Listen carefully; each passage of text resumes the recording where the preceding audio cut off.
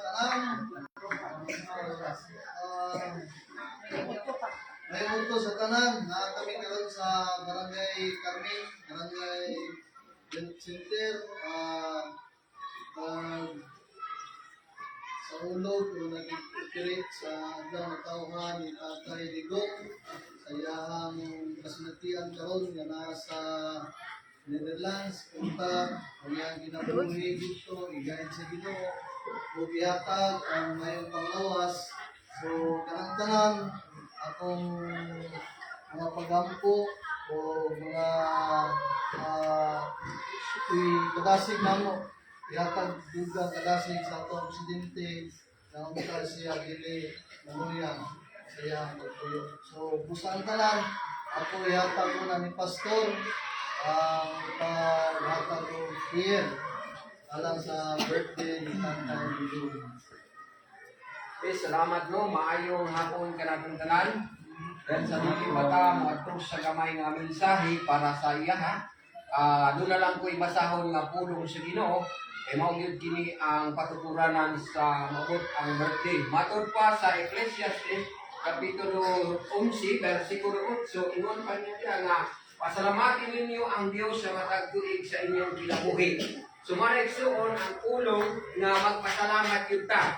So meaning takna karon sa kautuhon, nakita man ginato ang kinabuhi sa ato ang former president nga si Tatay Digong nga naa siya sa Netherlands karon tungod kay nag-atubang siya na mga problema ug niabot pud ang iyang adlaw nga natawhan. Mao na karon atong gisaulog ug dili babag ang iyang mga problema sa iyang adlaw nga natawhan karon.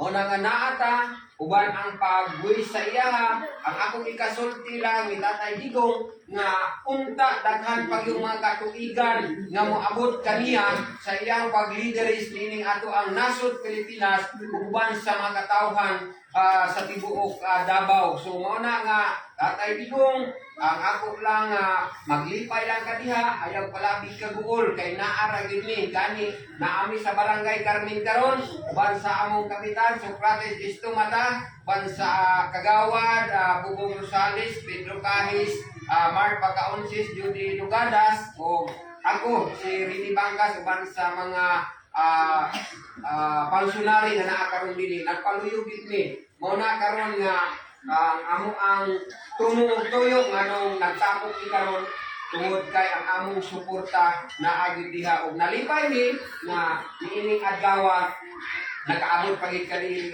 niining adlaw og sa tuig nga 80.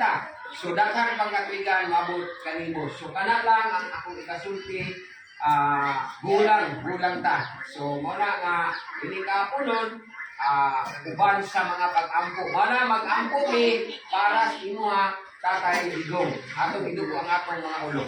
Sa ngalan sa Amahan, sa Anak, sa Diyos Espiritu Santo, Amahan nga naging balaan, dalaygon ka sa walay katapusan.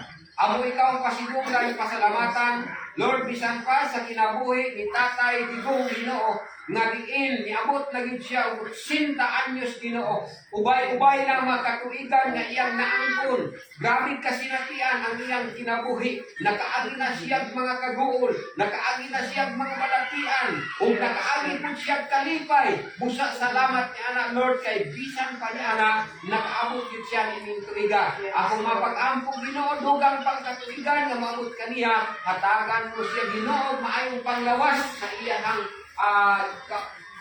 sa iyang kinabuhi Lord aron sa imo ni ana magpadayon pa gyud ang iyang mga plano bisan pa dito sa Netherlands Lord tabuli siya sa imong amini adugo nga diin ang imong kahom magauban magapabilin kanila dito bisan pa man Dios sa mga pamilyang Duterte na sayot ko Ginoo, siguro na siya mga anak pamilya na wala niya kauban karon Ginoo. Ang ako mga pag-ampo, Lord, ikaw magatabang kanila sa mga pamilya Duterte, ilabi na ni Tatay Digong. Salamat Amahan, ining kahaponon, ug ang mga katawhan na sayot ka Ginoo, na karon nga kahaponon magatapok na usab, kundi asang dapit Ginoo magakatigom ang mga tao, ang imong protection Ginoo, ang imong kahong magagiya sa mata ko sa kanami.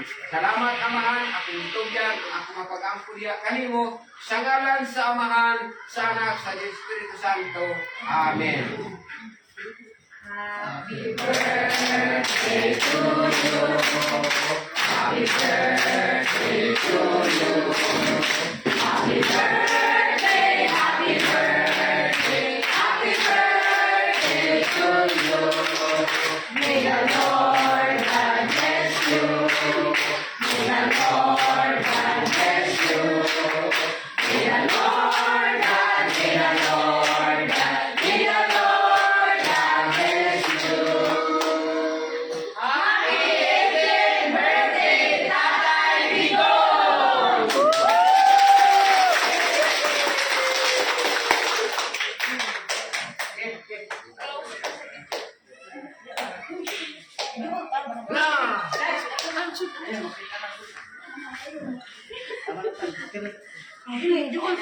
Kita nanti. Mabasa ka. Tay, happy birthday, Tay! Happy birthday, Tay! Happy birthday!